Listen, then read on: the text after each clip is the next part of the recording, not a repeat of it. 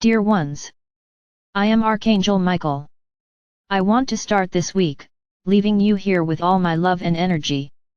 Don't wait for your world to come into balance, for you to feel comfortable with everything that happens. A lot will have to happen, a lot is already happening. So once again, what I have to remind you, do not suffer the suffering of others. Once again I explain, this is not selfishness, this means respecting each person's journey. The times are of completion, the times are of change, the times are of transformation. So each one of you, each soul incarnated here, is undergoing its own process of transmutation. So, how can you interfere in someone else's process? Everyone will have to clean up their own mess. This dirt is created and accumulated throughout the journey across this planet. So there is nothing to be done, there is nothing to suffer the suffering of others. Understand, each of you has an activity on the planet. If everything were in balance, you would have a wonderful planet, with everyone working for each other, for balance. And this balance would not bring disease, this balance would not bring violence, this balance would not bring problems of any kind. But this is not the world you created, this is not the world you allowed to be created. We understand that you were often manipulated, that you often seemed like dolls, puppets, totally manipulated by those who wanted it. But where was the love, left by the one who taught so much on the planet? Where was this love? Hidden in a corner and you only remembered it when you needed it. His words were being modified, manipulated, and left aside, in favor of words that were much more eloquent and much more manipulative. I cannot say here that you are all 100% to blame. But I also can't say here that you are not at fault. Because many, even within this entire manipulation process, managed to remain immune and unchanged. Why? Because they let the love of the one who came to this planet to save it speak louder, they did not allow themselves to be contaminated by the world that was presented to them. Many did this. Many still do this. So you can't say that you are blameless. You often do something to increase all this imbalance that is there. But this is not a judgment, nor am I pointing fingers at each of you, I am just trying to remind you that you are now reaping everything you sowed. You planted this world that is there, they are harvesting now, because now, the harvest is very accelerated. There are no more decades and millennia for you to overcome all of this. The harvest is in the here and now. So this is the time for everyone to try to solve their own problems, not look at other people's problems. That's what we've always said here, put yourself on top of that pedestal, you first, everything else comes later. Father or Mother God is not on a level above you, to be idolized and loved. Father or Mother God has to be within each one of you. So, there is no worship of something that is outside, because it is there inside each person. Or not? Or do you put it outside? I believe that many do this, put it outside, and then feel quite comfortable doing all the atrocities that exist in the world, without feeling guilty, because Father or Mother God is outside. So what will be the harvest of these? This is not the time for judgment. There is no judgment, there is harvest. And those who kept Father or Mother God out will not have a pleasant harvest. They won't be able to, because they have always sown weeds. Then they will not be able to harvest tasty and beautiful fruits, they will only harvest parasites and more weeds. And the walk will not be good, the walk among these herbs will continue, but not here on this planet, it will continue far away. Those who, mistakenly, were led to believe that God the Father or Mother was outside their hearts, but who always respected Him, loved Him, the harvest will be of good fruit, because you cannot be punished, for something wrong that you were taught, not that.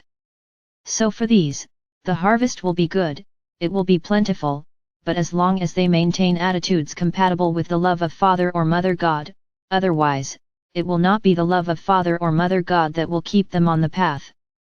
They will have to prove that they have effectively learned what it is to live within the love of Father or Mother God. So my brothers, the time is to look within, the time is to take care of yourself, to take care of your own journey, to take care of the path that lies ahead. Is it an easy and enlightened path? Great, keep going, because you are reaping this. At some point in your journey, you planted and now you are harvesting this flowery path, without stones, illuminated, where you can walk without fear. Because you learned to trust, you gave yourself to the journey with love, and today it is beautiful and easy. Many have dedicated themselves to the journey, but it has not been easy, many stones, many thorns, many obstacles. What to do? Sit and cry? No, the time is to look and see what needs to be done, so that it disappears from your front. It's not taking it out of the way, because you won't be able to do it, because they are deep thorns, they are huge stones, they are immense obstacles, which only learning that lesson will allow them to disappear. So, the time has come to look at your own mistakes, face them head on, and no longer put them under the rug. It's taking each one, putting them face to face, and having the courage to deal with them, courage to eliminate them and learn that lesson. And as if by magic, those deep thorns or that huge stone, or that insurmountable obstacle, disappear from your walk and you can walk a little further. So this is the time to free yourself, the time to cleanse yourself of all this. The time is to forgive, the time is to ask for forgiveness. When I said that you can just think about the person and they will know that you are asking for forgiveness, I would say that in some cases, this is not possible. Because it will be more interesting for the person not to know that you are asking for forgiveness in relation to that. She will be more shaken than actually happy that you are asking for forgiveness. I'll make myself clear, you did something indirectly against that person, not actually, directly to them. Then you could have caused a problem. But what you did, happened, and went through, didn't cause anything to her directly. But indirectly, you provoked it. So, how do you ask for forgiveness in a case like this? Are you just going to reach out and ask for forgiveness? And she will ask you, against what? And will you tell the truth?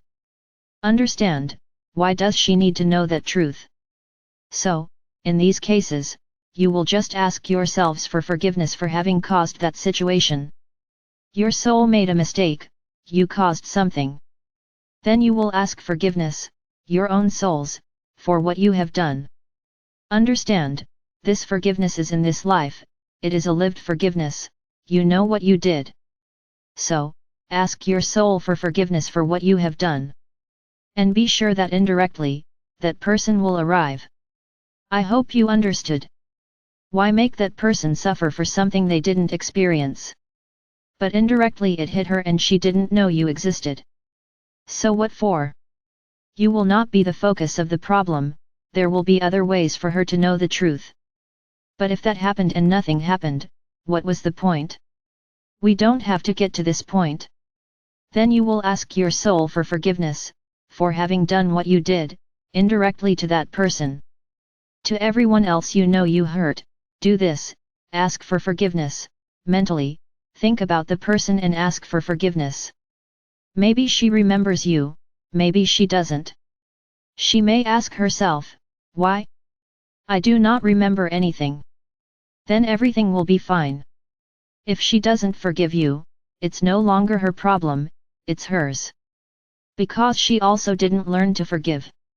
And if she forgives you, great, both of you will have a stone removed from your journey. So do it, forgive, ask for forgiveness, this is the time. Because 90% of the problems you have are always in relation to someone. Then it is time to forgive and ask for forgiveness. The moment has come. The time has come to free yourself. So do the raise walk, it's quick, transmuting. There are only 7 days, 1 day with each ray, except Saturdays and Sundays. The initiation of the rays, I already said, you can begin. I don't know if there will be time, but start, it never hurts. Don't do both together.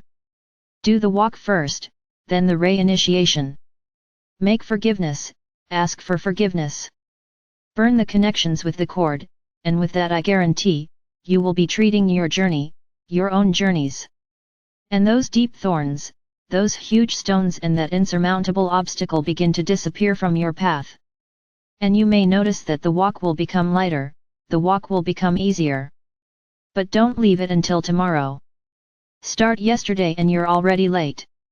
This was supposed to be done a long time ago. Clear your paths.